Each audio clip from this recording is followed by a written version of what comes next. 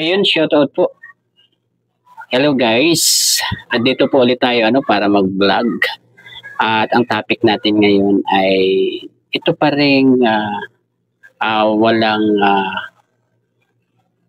utang na loob or natulungan na ay kung ano-ano pa ang pinagsasabi parang hindi na niya kilala kung sino ang tumulong sa kanya guys, or tumulong sa kanilang pamilya nung kasalukuyan na talagang lugmok sila sa kahirapan guys. Pero bago ang lahat pakisuportahan po ang ama ng Kalingap, Kuya Bal Santos Matubang at Eda Vlog sa Kalingap Rob. Ayun na guys at siguro kilala nyo na ito itong ating re-reaction na ito dahil may napanood tayo kay Sangkay at binasa niya yung mga conversation kung saan ay sumasagot itong si Rhea sa mga nagko-comment doon sa kanilang GC guys. At ito pala ay kasama ni Sangkay Loads sa isang GC, kaya ang ginawa ni Sangkay Loads dito ay tinanggal na niya doon sa GC kasi alam niya na talagang against na kay Kalingap Rob ang mga comment nitong si Rhea guys. At meron po tayong ipapanood sa inyo ito ay yung pag-i-explain ni Sangkay kung saan kita niya ito itong mga sagutan sa mga comment section ata ito or sa GC ba na talagang sumasagot itong si Rhea Ito po, panoorin na po natin. Karang gabi ko pa yan natanggap na kita ko na nagtatraidor siya sa Kalingap, yung sinabi niyang corrupt. Kaagad-agad ko siyang tinanggal sa loob ng GC. Ito yung kanyang isa sa mga comment niya yan, Ang LT, kahit walang consent ng magulang, doon sumasagot siya sa mga comments ng ibang mga commentors. May nag-comment doon, isang commentor, sabi niya, umalis sila dahil sa mga reactors na balahura. Sumagot dito yung kapatid ni Joy, itong si Rhea. Sabi niya, mga feeling perfect. Smiley, yung kanyang dito, kanyang sagot.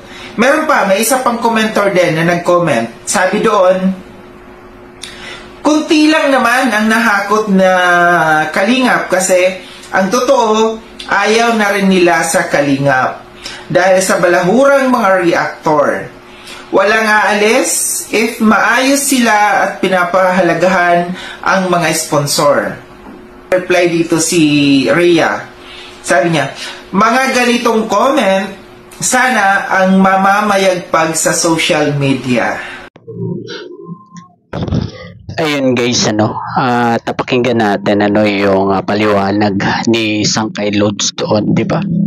At talagang kasama nga pala niya sa isang GC itong si Rhea.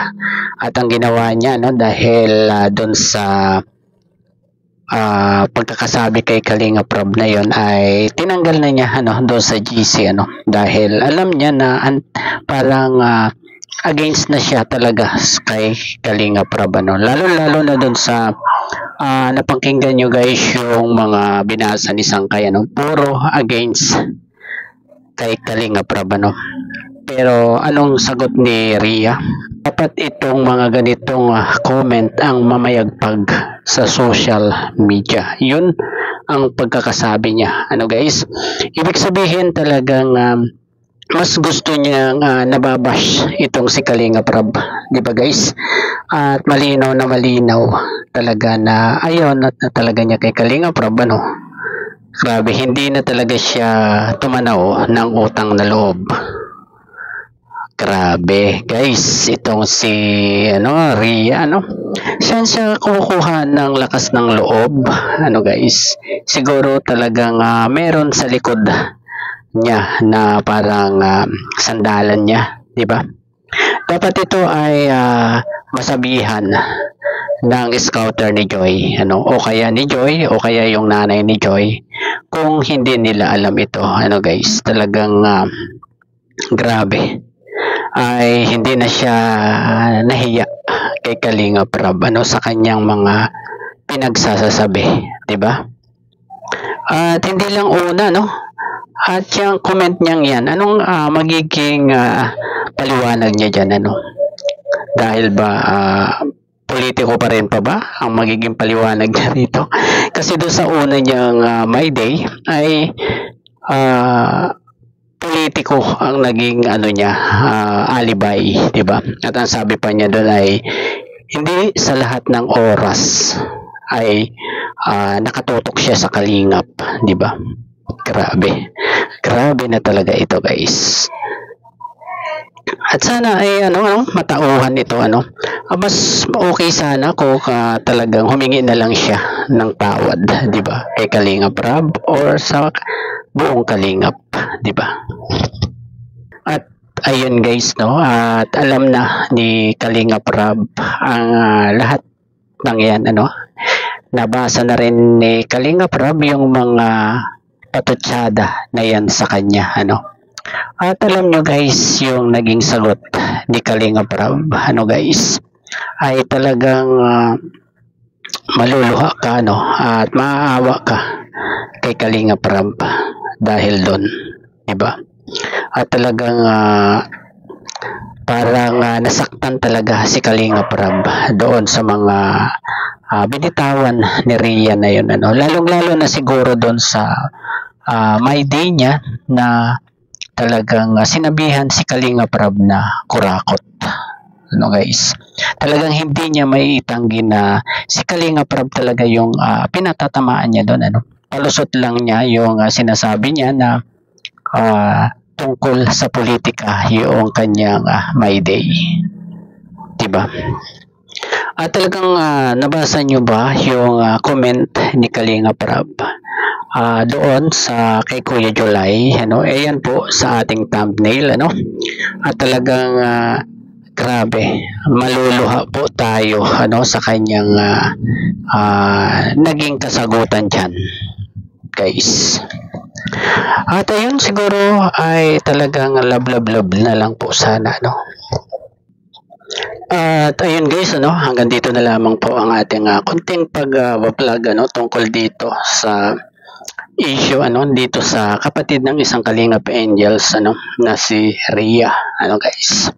Sa halip na pasalamatan at bigyan ng galang, respeto, si Kalingap Rab ay ganito pa yung kanyang igaganti sa pagbabago ng kanilang buhay, guys. Hanggang dito na lamang, guys, bye bye, God bless po sa lahat, peace. Karang gabi ko pa yan natanggap na kita ko na nagtatraidor siya sa kalingap, yung sinabi niyang corrupt, kaagad-agad ko siyang tinanggal sa loob ng GC. Ito yung kanyang isa sa mga comment niya yan, Ang LT, kahit walang consent ng magulang, doon sumasagot siya sa mga comments ng ibang mga commentors. May nag-comment doon, isang commentor, sabi niya, umalis sila dahil sa mga reactors na balahura. Sumagot dito yung kapatid ni Joy, itong sa Rhea. Sabi niya, mga feeling perfect. Smiley, yung kanyang dito, kanyang sagot. Meron pa, may isa pang commenter din na nag-comment. Sabi doon, kunti lang naman ang nahakot na kalingap kasi ang totoo, ayaw na rin nila sa kalingap. Dahil sa balahurang mga reactor.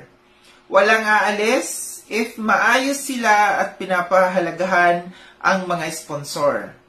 Reply dito si Rhea. Sabi niya, mga ganitong comment, sana ang mamamayagpag sa social media.